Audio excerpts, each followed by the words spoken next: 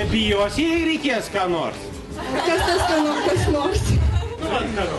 Va, kokio posėdžio kadrai unikaliai filmuoti pateko mums į rankas. Kažkokiam Rūsy, kur daugybė žvaigždžių, ten Cololo, Stano, Olele, Oksana, Skaistė, Ermite, ir jau pats komisijos pirmininkas, Arūnas Valinskas. O viso šitos nusirengusios panelės tai tipo atėjo norėdamos pasitalpinti ant Olele kalendoriaus. Su pasaulyje bananai ir kokosai, ir bananai, ir kokosai, ir bananai, činga čanga.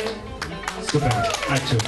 Va, kaip stengiasi šitą panelį, kaip gražiai dainavo. Labai stengiasi ir kitos, ir visaip savo ten talentus demonstravo, ten biustais, kojom ir net lankais visokiais maskatavo. O kitos norėdamos užsiropšti ant Olele kalendoriaus, tai net visokių kyšių pilnų ten gerybių krepšiuose pritempė ir visaip komisijai kišo, per jėgą kišo. O kita panelė, pamačiusi Valinską ten, gal jau žinodama, kad jis bus ten kažkelinta valstybės galva, tai taip susiparino, susijaudino žiauriai, kad net apsibliovė. Arūnas Valinskas pamatęs, kad čia jau panos baisiausiai jau užsinervavo, ten susinervino, pradėjo su jom kalbėti angliškai. Kad tipo atsipalaiduotų. Do you have some practice in modeling? Nesuprantu. I'm sorry, no. Maža garbė daug kalbų mokėti užsieninių. Didelė gėda savos nežinoti. Tai va tiek žinių. Ką čia norėjom pasakyti?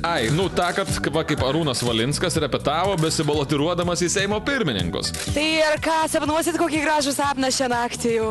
Po šitiek šokių? Visuomet, mano sapnai visuomet tik gražus, nepriklausomai nuo vakarėlio, ar buvo komisijoje, ar dar kažkur, bet mano sapnai visuomet gražus. Štai kaip praktiką atliko. Visai neblogai, bet nesakykit, normalus bičas buvo Valius. Su panom ten viską, o dabar kostiumuotas ten toks susiraukęs, ką čia be pridursi. Liūdna net kažkaip paliko, ne?